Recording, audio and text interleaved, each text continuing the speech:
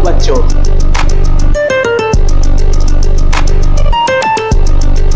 Hello बच्चों, स्वागत है आप सभी का साइंस सीकर्स पे। और आज की वीडियो में हम जानेंगे ओम्स लॉ क्या होता है। 1827 में जॉर्ज ओम ने एक लॉ पास किया जिसको कहते हैं Ohm's law.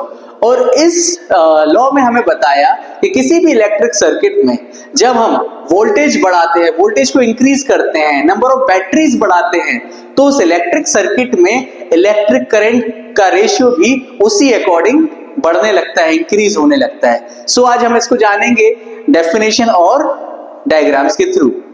So according to Ohm's law, at constant temperature current flowing through circuit is directly proportional to potential difference applied across the end of two current। मतलब ओम्स लॉ के according कोई constant temperature क्या होना चाहिए? Constant fixed temperature में जो current flow होता है किसी भी इलेक्ट्रिक सर्किट में, वो डायरेक्टली प्रोपोर्शनल होता है पोटेंशियल डिफरेंस के। पोटेंशियल डिफरेंस का मतलब वोल्टेज के, राइट। और ये तभी पॉसिबल है जब ये सर्किट कंडक्टर से कंडक्ट हो, राइट, कंडक्टर से कंडक्ट हो। और इसीलिए इसको कहते हैं V is directly proportional to I। जैसे जैसे वोल्टेज को बढ़ाएंगे वैसे वैसे करंट भी इंक्रीज होगा। और अगर ग्राफिकली देखा जाए तो वोल्टेज और करंट स्ट्रेट लाइन में यूनिफॉर्मली क्या होंगे? इंक्रीज होंगे। मान लेते हैं एक ये सर्किट है जिसमें हम की को ऑन करेंगे, यहाँ पे करंट फ्लो होना स्टार्ट हो जाएगा। यहाँ पे हमने लगा के रखा है एक एमीटर जो कि करंट को मेजर करेगा, और पैरेलल में हमने लगा के रखा है वोल्ट मीटर को जो कि वोल्टेज को मेजर करेगा।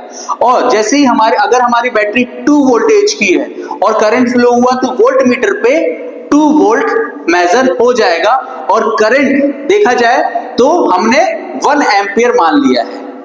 ऐसे ही अगर यहाँ पे एक ग्राफिकली टेबल में बनाऊं जहां पे ऊपर लिखूंगा मैं वोल्टेज और नीचे लिखूंगा करंट, तो अगर 2 वोल्ट करंट पास हुआ तो 1 एम्पियर करंट पता चला, राइट।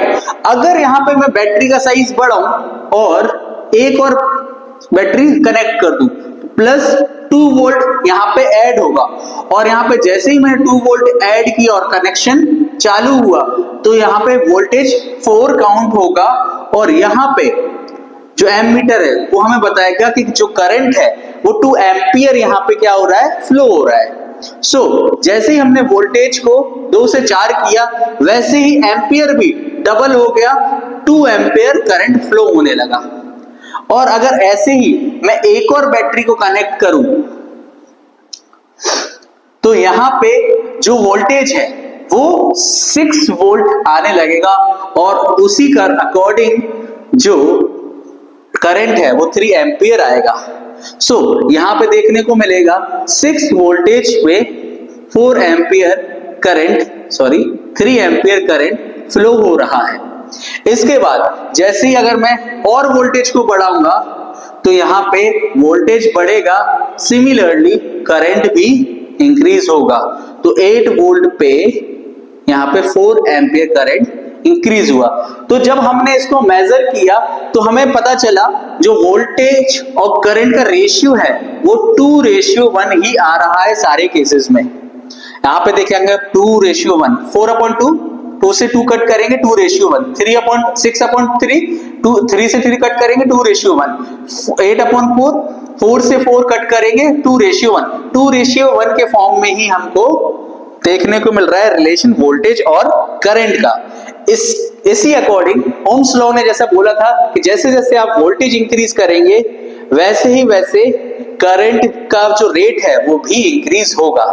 सो आई थिंक आपको वीडियो अच्छी लगी हो। अगर आज की वीडियो अच्छी लगी है तो लाइक करें, सब्सक्राइब करें, शेयर करें और अपना प्यार बरसाते रहे। जय हिंद।